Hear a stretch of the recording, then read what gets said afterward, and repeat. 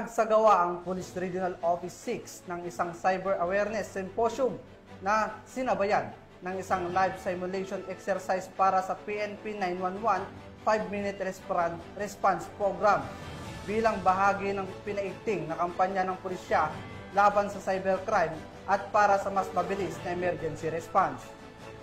Tinitiyak ng Pro6 na magpapatuloy ang mga ganitong aktibidad upang mapalawak ang ugnayan ng pulisya sa komunidad at patatagin ang tiwala ng mamamayan sa serbisyong handa sa anumang oras. Nakatutok dyan si Patrolwoman Justin May Halores.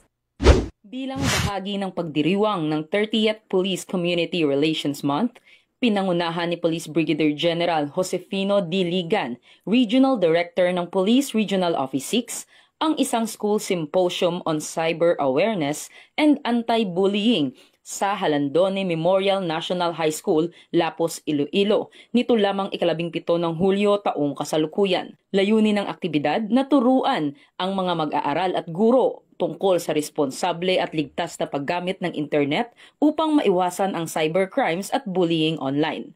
Sa talakayan, ipinaliwanag ni Police Brigadier General Ligan ang mga panganib ng hindi tamang paggamit ng social media, pati na rin ang mga consequences ng cyberbullying.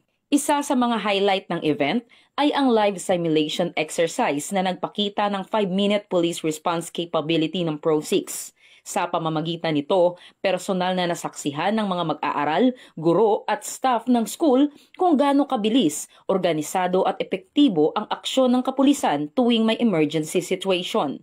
Ang demonstrasyon ay patunay ng commitment ng PNP sa pagpapanatili ng seguridad lalo na sa mga paaralan. Bukod sa symposium at simulation, nagkaroon din ng posting of informations at pamimigay ng 911 calling cards at bookmarks sa mga participants. Ito ay bahagi ng information drive ng Pro6 upang mas maging accessible ang kanilang serbisyo at maiparating ang tamang impormasyon sa publiko. Sa pamamagitan ng ganitong aktibidad, ipinakita ng Pambansang Pulisya ng Pilipinas ang kanilang dedikasyon sa modern, professional at community-based policing. Dahil sa bagong Pilipinas, ang gusto ng pulis, ligtas ka.